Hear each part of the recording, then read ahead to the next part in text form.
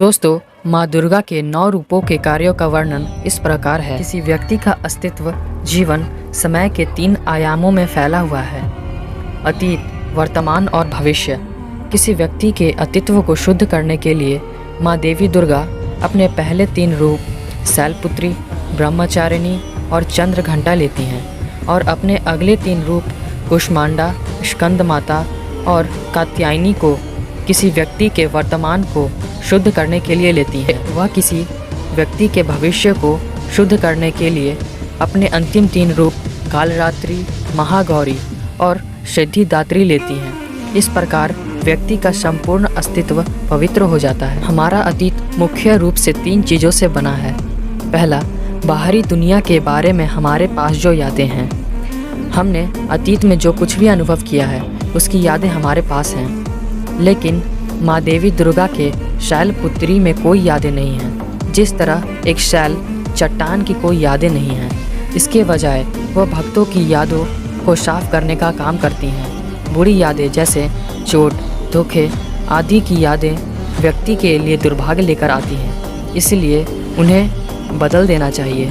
दूसरी, बाहरी दुनिया पर हमने जो छाप छोड़े हैं। अतीत में हमने जो भी गतिविधि की है उसकी छाप हमने बाहरी दुनिया पर छोड़ी है। अगर हमने अच्छे कर्म किए हैं, भले ही हमें ऐसा करते हुए किसी ने ना देखा हो, पर ब्रह्मांड ने देखा है और इसका आभास होता है। अगर हमने बुरे कर्म किए हैं, भले ही हमें किसी ने ना देखा हो, लेकिन ब्रह्मांड ने देखा है और इसका आभास होता है।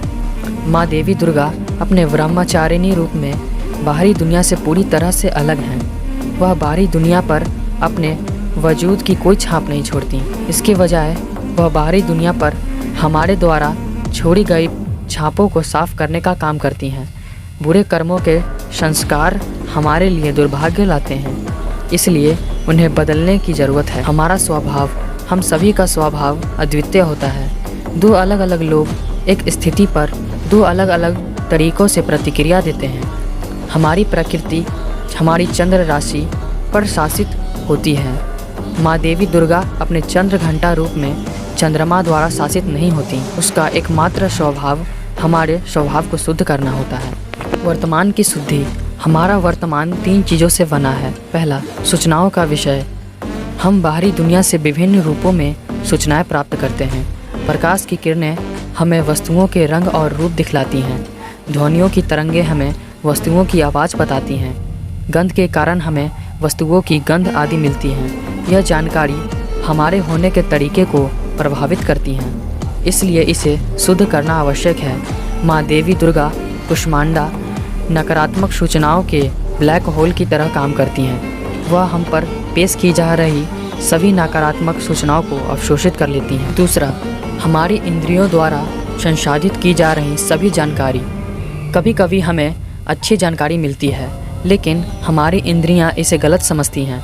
उदाहरण के लिए, कोई व्यक्ति अच्छी सलाह देता है, लेकिन हम उस व्यक्ति के बारे में हमारी इंद्रियों द्वारा रखे गए पूर्वाग्रहों के कारण उसे मानने से इनकार कर देते हैं। जैसा कि कहा जाता है, पीलियाग्रस्त आँखों को सब कुछ पीला दिखाई देता है। इसलिए सूचनाओं को समझने की हमारी क्षमता को शुद्ध किया जाना चाहिए। माँ देवी दुर्गा अपने स्कंद माता रूप में उस कौशल स्कंद को अशुद्ध करती हैं। तीसरा, वर्तमान समय में स्वभाव को पशु रूपों के संदर्भ में भी वर्गीकृत किया जा सकता है। उदाहरण के लिए, कभी कभी हम गाय की तरह शांत होते हैं, कभी कभी हम बिल्ली की तरह बेचैन होते हैं, कभी कभी हम एक पक्षी की तरह स्वतंत्र महसूस करते हैं, कभी कभी हम कुत्ते की तरह विनम्र महसूस करते हैं और कभी कभी हम एक बैल की तरह आक्रामक महसूस करते हैं। और इसी तरह माँ देवी दुर्गा अपने कात्यायनी रूप से हमारे स्वभाव को शुद्ध करती हैं। भविष्य की शुद्धि। भविष्य 3 चीज़ों से बना है। पहला, भविष्य के बारे में डर। भविष्य के बारे में डर हम जैसे हैं वैसे ही प्रभावित होते हैं और दुर्भाग्य लाते हैं, इसलिए इनकी शुद्धि करनी चाहिए। माँ देवी दुर्गा अपने कालरात्रि रूप में हमारे निराधार भय को अवशोषित करने का कार्य करती हैं। दूसरा, भविष्य के बारे में कल्पना और सपने। यदि हम कल्पनाओं और सपनों में बहुत अधिक रहते हैं तो हमारे भाग्य को प्रभावित करता है। माँ देवी दुर्गा अपने महागौरी रूप में हमारे सपनों को शुद्ध करती हैं। तीसरा, हमारे द्वारा किए गए काम के लंबित परिणाम।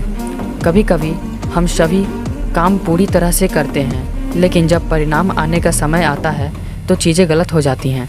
इसलिए हमने जो कर्म किया है उसका फल शुद्ध होना चाहिए।